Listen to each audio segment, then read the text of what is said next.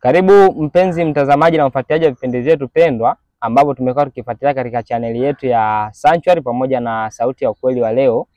Mimi mwenyekiti wako wa siku ya leo ni Geoffrey Joseph, lakini pia nimeambatana na ndugu marafiki ambao kwa jina mmoja naitwa kaka Ezron, lakini pia nimeambatana na kaka Chaz. Amina. Naam, kwa kwanza kipindi chetu pendwa tunamkaribisha kaka Chaz atupatie ombi ili tuweze kuingia kwa kina zaidi kwa ajili ya kujifunza. Okay, tuombe. Tunakushukuru Baba yetu wa mbinguni kwa ulinzi wako mwema ambao tena imekupendeza tutafakari maandiko yako matakatifu kupitia mwongozo wa kujifunza Biblia. Tunaomba Roho wako mwema atufundishe tena. Isiyo kwamba ni kwa mapenzi yetu tumekaa hapa, ila ni kwa sababu umeamua tuweze kujifunza neno lako. Na vile vile tunashukuru ya kwamba kuna wasikilizaji ambao watapata hili somo. Tunaomba kupitia Roho wako mwema akawafundishe sawa sana mapenzi yako. Somo la leo lilete utofauti kidogo katika akili zetu na mioyo yetu na kulitafakari zaidi na zaidi. Tunaomba kae pamoja nasi, Roho wako mwema atufundishe, ni katika jina la Yesu Kristo. Amen. Amina. Asante kaka Chazi kwa kutupatia ombi. Amina. Naam, somo la juma letu hili linazungumzia juu ya Ruthu pamoja na Esther. Ndio tutakaoenda kuwachunguza katika wiki hii hawa watu wawili. Ikiwa tunahesabu kama ni wanawake. Amina. Lakini pia wanawake katika unabii au katika Biblia, ukisoma katika kitabu cha Waefeso 5 kwa yale mafungu kuanzia 22 kuendelea mpaka 32, utaweza kuona kuwa kiashiria cha mwanamke kibiblia ni kanisa. Kwa hiyo tutajifunza kwa kina zaidi, ikiwa pia hata somo lililopita tulikuwa tunajifunza juu ya. Kwa hiyo tunapochunguza tuliofikiwa na miisho, tulikuja kuona kwamba tumefikiwa na miisho kwa sababu gani. Lakini pia tutajifunza katika juma hili hali ya kanisa kupitia kisa cha Ruthu, lakini pia tutajifunza zaidi na zaidi hali ya kanisa la watu wa mwisho kupitia kisa cha Esther. Kwa hiyo kwa kweli ni masomo muhimu ambayo kwetu imekuwa ni mbaraka, lakini pia hata kwako wewe msikilizaji na ukaribisho endelee kujiunga pamoja nasi ili kuweza kuelewa zaidi makusudi ya Mungu. Amina. Fungu letu linatoka katika kitabu cha Esther 5. Lile fungu la pili linasema, ikawa mfalme alipomwona Malkia Esther alisimama uani, yeye akapata kibali machoni pake. Naye mfalme akamnyoshea fimbo ya dhahabu aliyokuwa nayo mkononi. Basi Esther akakaribia akaigusa ncha ya fimbo. Lakini pia tutakuja kujifunza zaidi juu ya Ruthu ambaye alikuwa pamoja na mamko wake, wakasafiri kwenda kutoka nchi walipokuwa wanaishi kuelekea mahali pengine. Tunaona namna ambavyo Ruthu anamvumilia mamko wake, na hatimaye baadaye tutakuja kujifunza zaidi ya kwamba hatimaye Ruthu alifanikiwa kupata urithi ambao kwa kweli ulitokana na kuvumilia kwake. Kwa hiyo tutakuja kujifunza zaidi juu ya kanisa la Mungu ambalo amelitoa mahali ambapo halikutamanika, lakini katika shida na changamoto mbalimbali kulinunua pale ambapo kulikuwa hakuna mtu ambaye anaweza kulitamani, na hatimaye ataliketisha tena mahali ambapo ni patulivu penye amani, ambapo utawala wa mahali hapo utakuwa ni wa milele na wenye furaha zote.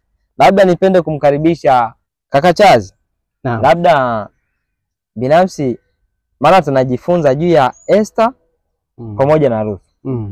Lakini pia tunajifunza juu ya uhusiano wa kanisa pamoja na nani? Na Kristo. Ndio, labda nipende kufahamu kitu kimoja. Ruthu pamoja na Esther kuna uhusiano gani kanisa na Kristo? Naam. Asante. Asante kaka Geoffrey. Katika somo hili tunajifunza wanawake wawili kama ambavyo umekwisha kututangulizia kwamba ni kiwakilishi cha kanisa. Ruthu na Esther. Ruthu anabeba kiwakilishi cha kanisa tokea kanisa linapoanza pale Kristo alipoliposa, alipolifia, mpaka pale kanisa linapoingia kwenye zama za giza. Tukumbuke Ruthu ni kiwakilishi cha watu baada ya Ruthu anapatikana ni mazalia ya baada ya Elimeleki na mke wake kuhamia katika nchi ya upaganini. Kwa tunajifunza kwamba ni kanisa baada ya kutoka kwa Kristo mpaka linaingia katika linaanza kuchanganya kati ya upagani na kanuni za Ukristo. Hapo ndipo tunapoona kisa cha Ruthu kimesimamia hapo.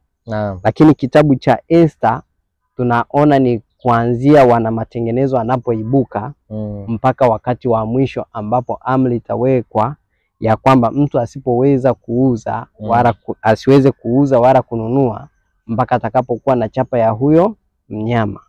Kwa hiyo Ruthu ni kanisa linapoanza mpaka linapoanza kuingiza mambo ya kipagani ndani ya kanisa. Lakini Esta wanaibuka ni wana matengenezo, hawa ni wawakilishi wa wana matengenezo ambao wanaisimamia kweli, wanaisimamia Biblia na Biblia peke yake.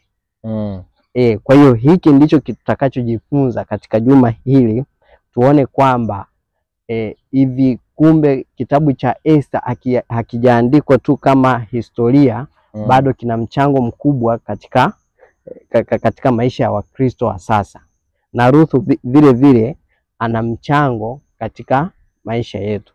Na tukumbuke somo lililopita tuliona kwamba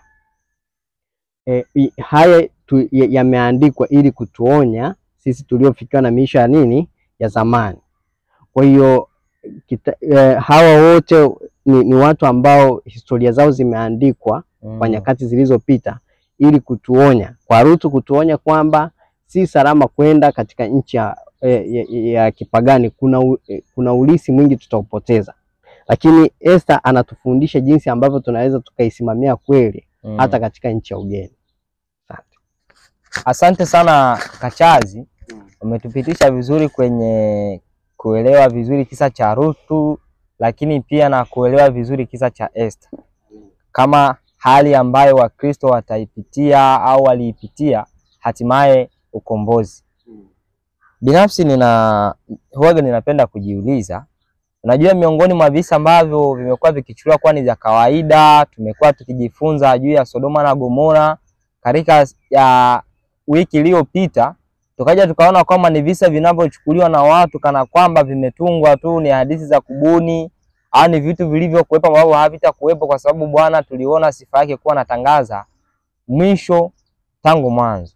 Labda nipende kuuliza kaka Hezron, naam, labda ni mafundisho gani au ni kitu gani tunakipata tunapokuwa tunatafakari kisa cha Ruthu, tukilitafakari kanisa pamoja na Kristo? Naam, asante kaka Jofu. Kama ambavyo umetangulia kueleza na kama ambavyo kaka Chazi ametoka kutoa ufafanuzi ambao ni wa usahihi kabisa, tukumbuke kwamba title au kichwa cha mwongozo wa robo hii kinazungumzia kuhusu vidokezo, tamathali za semi au ishara. Naam.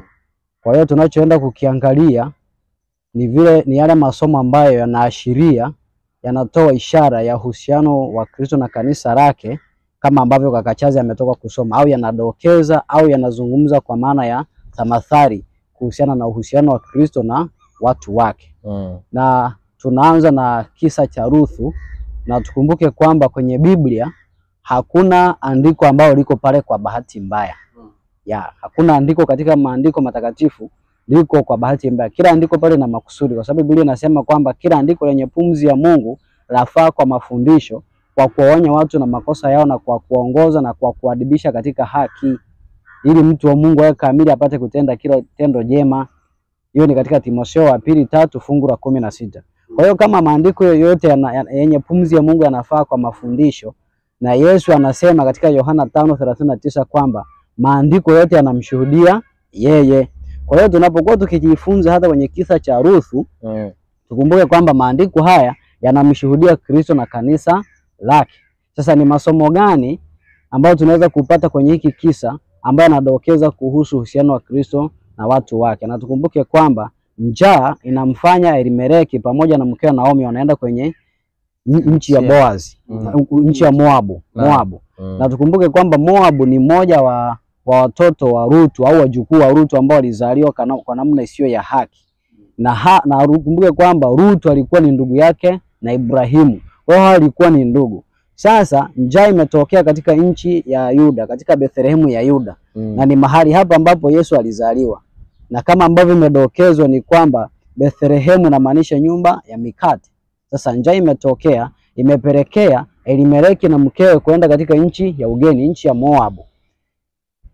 Kanisa limepeleka ujumbe kwenye nchi ya ugeni, kazi ambayo lilishindwa kuifanya wakati wa shibe, wakati chakula kipo. Sasa chakula kimeadimika, alafu wanaenda kwenye nchi ya ugeni. Na tukumbuke kwamba chakula kinaashiria neno la Mungu, kama ambavyo Biblia inasema katika Amosi 8:11 kwamba Bwana ataleta njaa katika nchi. Sio njaa kukosa maji wala chakula, wala kio kukosa maji, ni kukosa kuyasikia maneno ya nani? Maneno ya Bwana. Na kwenye kitabu cha Waamuzi hakukuwa na nabii.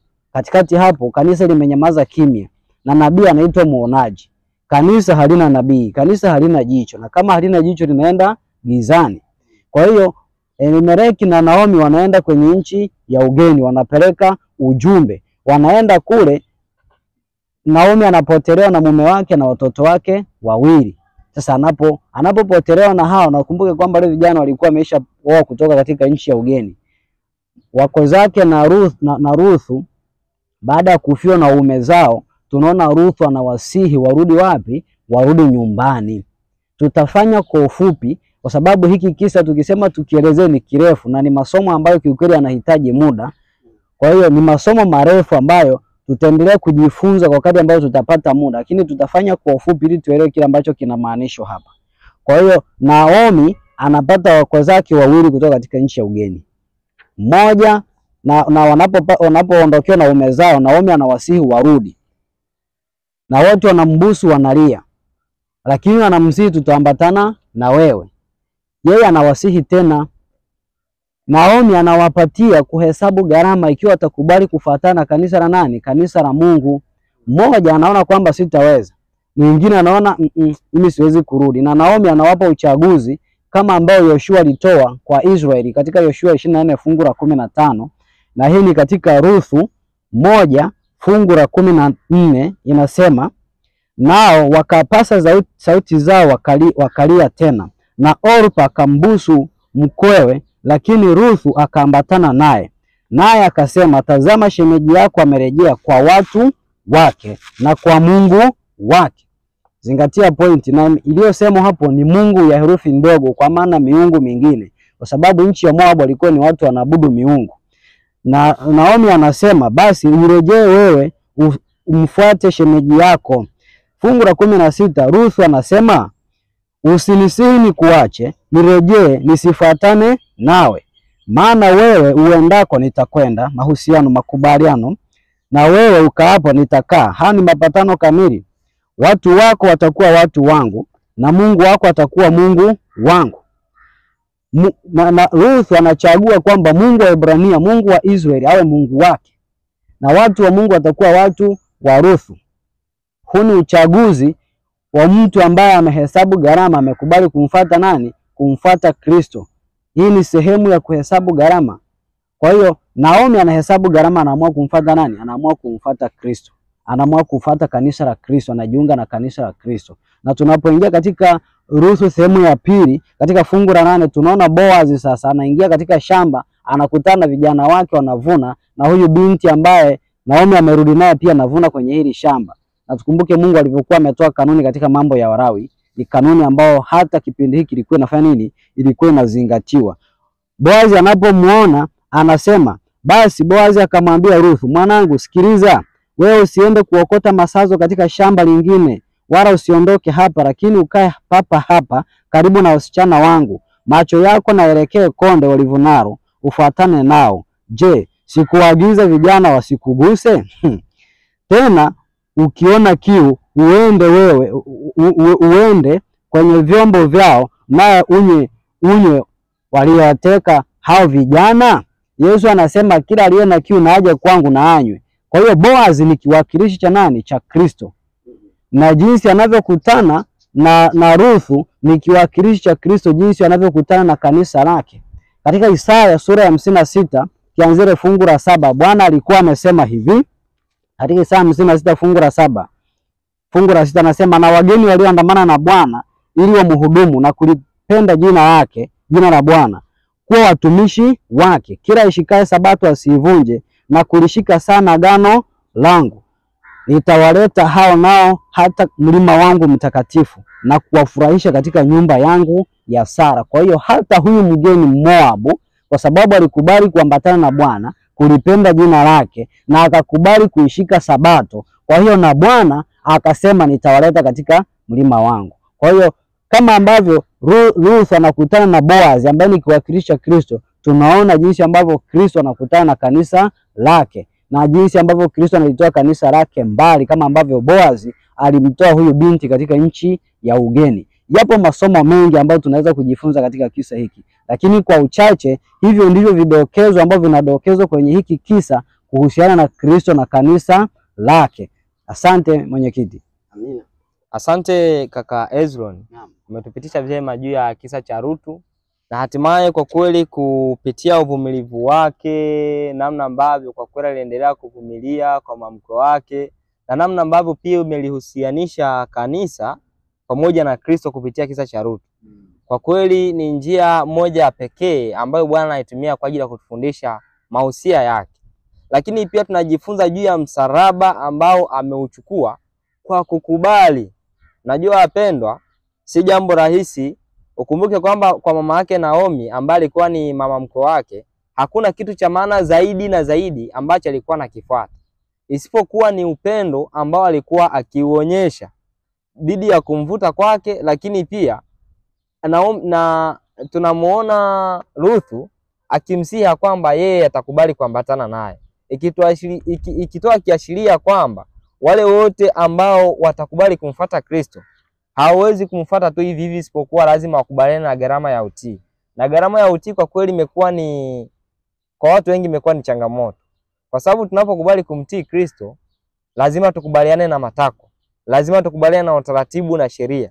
Lakini pia baadaye tulikuja kuona kwa sababu ya kukubali yale matakwa ambayo alikuwa anahitajika, na hatimaye akafanikiwa kuolewa na Boazi ambaye kaka Ezra ametufafanulia vizuri ya kwamba Boazi anamwakilisha Kristo. Tulikuja kuona baadaye alikuja kupata urithi wa mali nyingi ambazo ilikuwa hata sio stahiki yake, lakini kwa sababu ya kukubali kunyenyekea, kukubali kuendelea kufuatana na mamko wake na kumhudumia pale ambapo alikuwa hawezi, tunakuja kuona anafanya kuwa mrithi wa vitu vyote, kama ambavyo pia Kristo naye kwa wale watakaovumilia, watakao kuwa hapo tayari kuzingatia kanuni zile ambazo anazihitaji, hatimaye nao pia watamiliki yale ambayo waliyapoteza. Mfano ukiangalia kuanzia Eden, jinsi tulivyo mwanadamu alivyoasi katika dhambi, alipoteza mahali pake ambapo alikuwa anakaa pazuri, na hatimaye kwa sababu ya kuendelea kuwa mwaminifu kwake na kuzingatia matakwa, hatimaye atarudishwa katika Edeni ile iliyopotea. Labda nipende kufahamu, maana tuna visa viwili, kisa cha Ruthu pamoja na cha Esther. Je, katika kisa cha Esther tunajifunza masomo gani ambayo yanahusiana Kristo na kanisa la siku za mwisho? Asante kaka Geoffrey. Naam. Katika kisa cha Esther kuna vitu kadhaa ambavyo tutajifunza. Esther, tukumbuke, ni miongoni mwa watumwa ambao walibaki katika nchi ya Babeli, katika Umedi na Uajemi, ambao sasa hao baada ya Ezra na Nehemia kurudi katika nchi ya Yerusalemu kwenda kujenga nyumba ya Bwana. Sasa Esther ni miongoni mwa watu ambao walibaki, akiwemo mjomba wake Mordekai. Sasa inafika mahali wanaambiwa kwamba inabidi wamwabudu Hanania. Haman. Yes. Wamwabudu Haman. Sheria inatungwa kwamba asiyemwabudu Hamani inabidi afe. Sasa katika kisa cha Esther, Mordekai anakuwa tofauti na hivi. Ni kweli sheria imetungwa, sheria ya nchi, na tukumbuke kwamba katika siku za mwisho watu watatokea kwamba watu watii mamlaka. Kuna andiko linalosema kwamba watu tutii mamlaka. Sasa unafikiri kwa Mordekai kwa Mordekai kutokutii mamlaka haikuwa makosa mbele ya Mungu? Unakuja kugundua kwamba chochote ambacho ni heri kumtii Mungu kuliko kutii nani? Wanadamu. Mungu amesema katika sheria zake kwamba usiwe na miungu mingine ila mimi. Sasa hapa sheria ipo inayotaka kwamba Mordekai aabudiwe kama Mungu. Sasa Mordekai Hamani aabudiwe kama Mungu. Mordekai anakuja kuona kwamba kwa sheria za Mungu mtu hawezi akaabudiwa. Ibada ya sanamu inatengenezwa katika nchi ya Umedi na Wajemi kiasi kwamba katika ule ufalme wa Ahasuero inaonekana kwamba sasa ni lazima sasa watu waabudu. Lakini hiki ni kiwakilishi cha watu wa Mungu ambao watapatikana katika siku za mwisho. Mordekai ni kiwakilishi cha watu wa Mungu ambao watapatikana katika siku za mwisho, ambao hawatakuwa tayari kumwabudu mnyama na sanamu yake. Kwa nini? Kwa sababu wanajua yupo Mungu anayepaswa kuabudiwa wa mbingu na nchi, ambaye tunapozungumza kwamba Mungu wa mbingu na nchi, moja kwa moja inatuelekeza kwenye Sabato. Kwa hiyo kitendo cha kuiondoa Sabato ni kutaka sasa kuabudu ule utawala unaoiondoa Sabato, maana ndio tunaosikiliza. Kwa hiyo sehemu pekee ambayo watu wa Mungu tutajaribiwa katika siku za mwisho, na haya majaribu tusifikiri kwamba yatakuja katika namna tofauti tofauti na ile ambayo ilitokea kwa kina Danieli, ilitokea katika wakati wa kina Esther, na itatokea na kwa wakati wetu, ya kwamba inapaswa sasa tuabudu maelekezo ya wale viongozi, na pasipo kuabudu amri itatoka kwamba watu wote wasioiabudu sanamu ya mnyama na mnyama mwenyewe wauawe, kama ilivyotokea kwa kipindi cha Esther. Asante mwenyekiti. Asante kaka Chazi kwa kutupitisha vyema kwamba tumejifunza juu ya Esther, namna ambavyo Mordekai anakuwa mwaminifu juu ya kutokuabudu sanamu. Lakini pia umehusianisha na zama zetu ambao tuliofikiwa na miisho tunaoishi katika zama za mwisho. Hatimaye mahali patakatifu ambapo Bwana alisema, na tukumbuke ya kwamba kupitia kitabu cha Danieli alisema kwamba mtakapoliona chukizo la uharibifu lililonenwa na nabii Danieli, anasema tuchangamke na kuamka. Na katika harakati hizi za kuendelea kufanya mahali patakatifu pa Mungu Sabato, sasa zinafanyika harakati za kutoa siku ya Jumamosi kama siku ya ibada, na hatimaye inapelekwa siku ya Jumapili, ambao tunapewa onyo kali sana katika kitabu cha Ufunuo 18.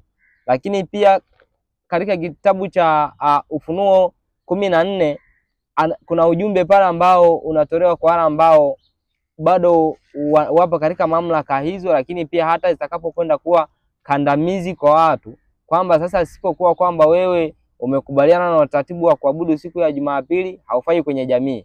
Amri itakayotolewa itafanana sana na ile ambayo ilitolewa kipindi cha Esther, ya kwamba mtu awaye yote asiyesujudu sanamu inapaswa auawe. Na ndivyo ilivyokuwa, lakini hatimaye tuliona ukombozi ulikuja kutokea kwa wale ambao walikuwa ni waaminifu. Tulikuja tukamuona Esther baada ya kutambua kila ambacho kilikuwa kinaendelea, na hatimaye akamrudia Mungu wake, akawasihi Wayahudi wote. Hatimaye walifunga na kuomba kwa sababu ya uaminifu, na Mungu alionekana kuwa mkombozi. Kama ndivyo ambavyo atakavyoonekana kwetu pia, ikiwa tutaendelea kuwa waaminifu wa kuzishika amri za Mungu na kuwa na ushuhuda wa Yesu, na hatimaye hati litakapotolewa tangazo hilo kwamba mtu awaye yote asiyesujudu hiyo sanamu ambayo hatimaye itaundwa kama siku ya Jumapili ya kuabudu, hatimaye kama tadumisha uaminifu huo, inaweza ikatolewa amri ya kumuua. Lakini kama atakuwa na uhusiano mzuri na Kristo, lakini pia amezishika na kulitunza agano lake, ijapokuwa tukifa, kama kukubali kufa kwa sababu ya kanuni ya Kristo aliyoitoa, itakuwa ni sahihi kwa sababu ameahidi ufufuo. Kwa hiyo tunapolitazama hilo, tunaweza kuwa na tumaini. Lakini pia tukumbuke kwamba Kristo alisema mwenyewe kwamba wala mtu asiyechukua msalaba wake akanifuata hanistahili. Kwa hiyo hii inaweza kuchukuliwa kama msalaba, zile kanuni za Kristo ambazo alizitoa, kwamba tunapaswa kuchukua kila mmoja, na ikiwa tutakubaliana na utaratibu huu ambao Mwokozi anautoa kwetu kwa ajili ya ukombozi, itakuwa ni ngumu kuokolewa. Lakini mathalani yupo, anatuona uaminifu wetu, na ujaribu kila siku kujaribu kutuandaa. Lakini pia tukumbuke ya kwamba maandalizi ni sasa ya kufanya maandalizi. Tunapoyaona haya wapendwa, tusifikirie kama ni masuala ya mchezo. Tunaishi katika zama za mwisho ambazo tunahitaji kusimamia kanuni ya Mungu. Tunapoona mambo yakiharibika, maadili kumonyoka na vitu vingine vingi ambavyo ni viashiria vilivyoandikwa kwenye neno la Mungu vinavyoonyesha wakati wa kurudi kwa Kristo mara ya pili. Kaka Ezron, naam, labda kupitia visa hivi vyote viwili tumejifunza juu ya kanisa na Kristo, juu ya uaminifu wa siku za mwisho. Labda tunaweza tukajifunza nini zaidi ambayo tunaweza tukamwambia mpenzi mtazamaji naye aweze kwenda nacho kama ushahidi kwa watu wengine, kwa kuambia kwamba hakika Kristo bado yupo pamoja nasi, anatuhitaji tuendelee kuwa waaminifu kwake. Asante sana kaka Jofu. Naam. Kama ambavyo tumetoka kuangalia vidokezo kadhaa katika masomo haya na jinsi ambavyo vinahusiana na siku zetu. Naam. Vipo vidokezo pia ambavyo tunaweza kuvitazama tunapoelekea mwisho.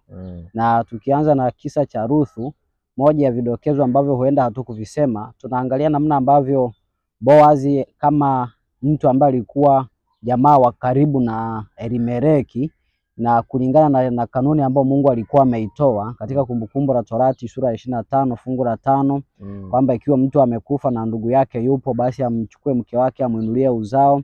Lakini pia katika Mathayo 22 fungu la 24 tunaona kanuni hiyo inarudiwa pia na Kristo.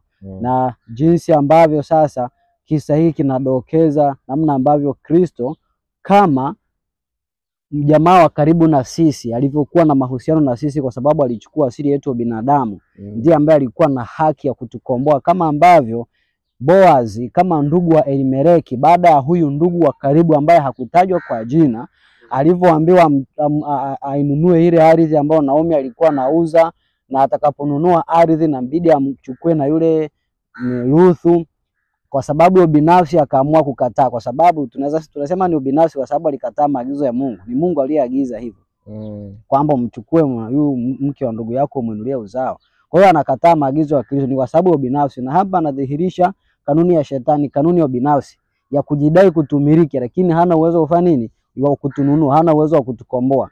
Ni Kristo pekee ambaye katika mbingu ana uhusiano wa karibu na sisi. Hakuna malaika ambaye angeweza kufanya, kwa sababu malaika hawana uhusiano wa karibu na sisi kwa maana ya kushiriki mwili wetu, lakini ni Kristo pekee ambaye kwa uhusiano wake, na anasema kwamba haoni aibu kutuita ndugu zake, ndiye ambaye alikuwa na haki ya kutukomboa, kama ambavyo Boazi alikomboa ardhi ambayo Naomi alikuwa akiuza na kumchukua, na Ruthu pia kama wa jamaa ya karibu na Elimeleki. Lakini pia cha mwisho katika kisa cha Esther, kuna vidokezo kadhaa miongoni mwa vile ambavyo kaka Chazi ametoka kuvizungumza.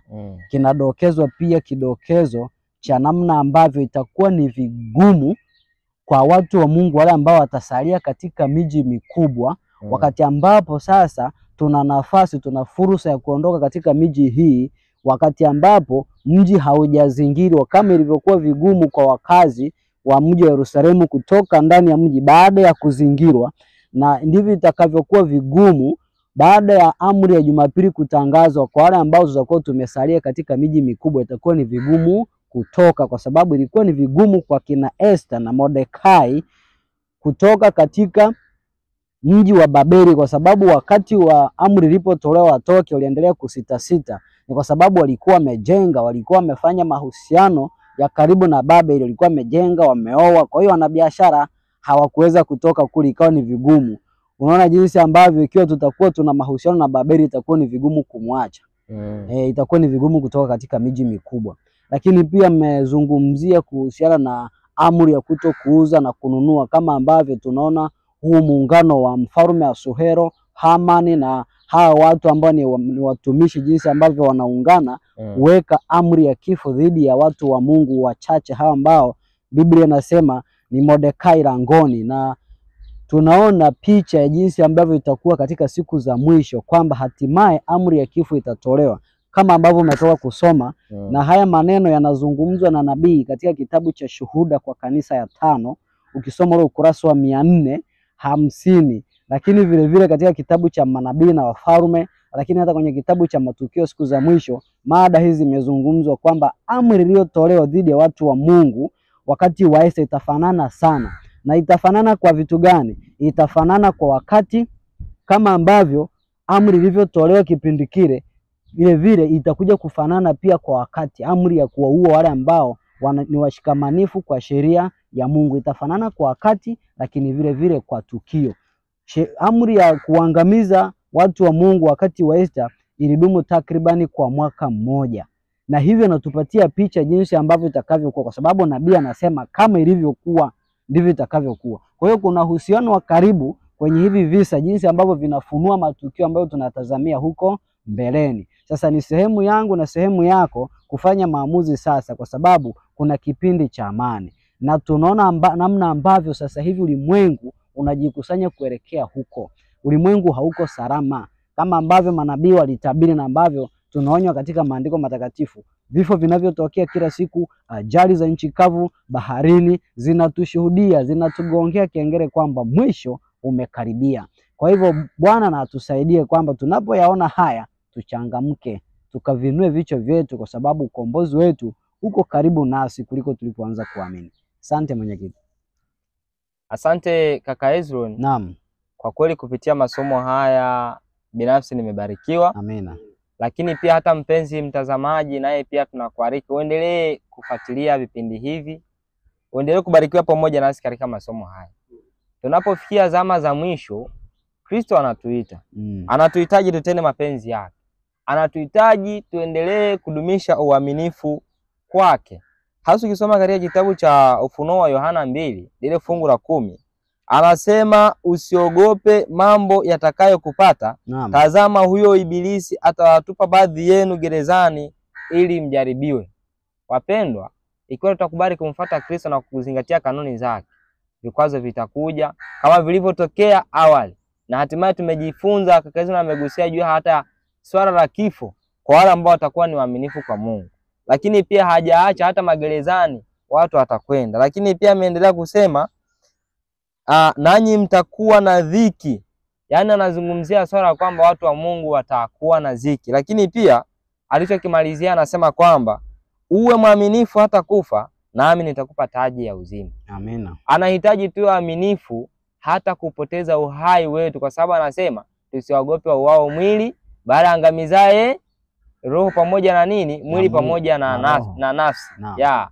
Kwa hiyo ikiwa tutazikabidhi roho zetu kwa Kristo kwa kuwa waaminifu, na yeye anatuahidi taji ya uzima. Na ukaribisha katika kipindi kifuatacho ambao tutakuwa na somo sasa la 12. Tutajifunza mengi zaidi na zaidi ikiwa ni mwendelezo. Kwa hiyo kwa kufunga kipindi chetu, na ukaribisha kaka Hezron utufungie kwa ombi. Basi tuombe. Baba yetu na Mungu wetu unayetupenda, asante kwa muda, fursa na nafasi uliyotupatia, kwa sababu ni vya thamani sana. Muda ni wako na sisi ni watoto wako. Imetupasa kuuchukulia muda kama ambavyo unauchukulia wewe. Adui wa roho anaamini kwamba anao muda mchache, na hivyo hutenda kazi kwa ufanisi, akifunga watu katika matita. Pia Bwana unaamini kwamba muda ni mchache, kwa sababu yale uliyoyasema tunayashuhudia. Tusaidie kuwa na imani ya kwako, kwa jinsi ambavyo unauchukulia muda tuuchukulie vivyo hivyo, kwa sababu unatoa onyo kwetu kwamba imetupasa kuzitenda kazi maadamu ni mchana, kwa sababu usiku unakuja asipoweza mtu kuzitenda kazi. Muda tulio nao unayoyoma, na kwa kadri ambavyo siku inapita haitajirudia, na unatupatia onyo kwamba jukumu la leo haliwezi kujirudia tena ikiwa tutalipuuza. Tusaidie kupitia Roho wako Mtakatifu kufanya matengenezo yanayohitajika kwa haraka sana, kwa ajili ya ufanisi wa kazi yako Bwana. Na kusihi kwa Roho wako Mtakatifu upate kulisaidia kanisa lako kutimiza kazi ambayo umelipatia mtu binafsi, lakini pia familia Bwana. Utusaidie kujihusisha na kazi yako, kwa sababu ujio wako huu karibu sana kuliko tulipoanza kuamini. Tunakushukuru kwa muda uliotupatia. Ikiwa ni mapenzi yako, tupatie wakati mwingine tena. Na haya maneno ambayo tumeyazungumza si ya kwetu, ni maneno yako. Yamesemwa katika vinywa vya manabii, yamesemwa na wewe mwenyewe kutoka katika kinywa chako, lakini pia yameshuhudiwa juu ya kile ambacho kinaenda kutokea ulimwenguni hivi karibuni. Tusaidie Bwana, tusaidie tafadhali, ninakusihi. Na kila atakayesikia somo hili atakaswe kwa damu yako. Kutoka katika anga linalozungumza, umetoa maonyo, umetoa faraja ya siku hizi za mwisho kwa ajili ya wale ambao watasimama upande wako. Tusaidie Mwokozi wetu, uweze kutuongoza sawa na mapenzi yako. Tusaidie tafadhali, na utupatie wakati mwingine uliokuwa kama huu kwa ajili ya neno lako. Tumeomba na kushukuru kupitia jina la Yesu Kristo Mwokozi wetu. Amina.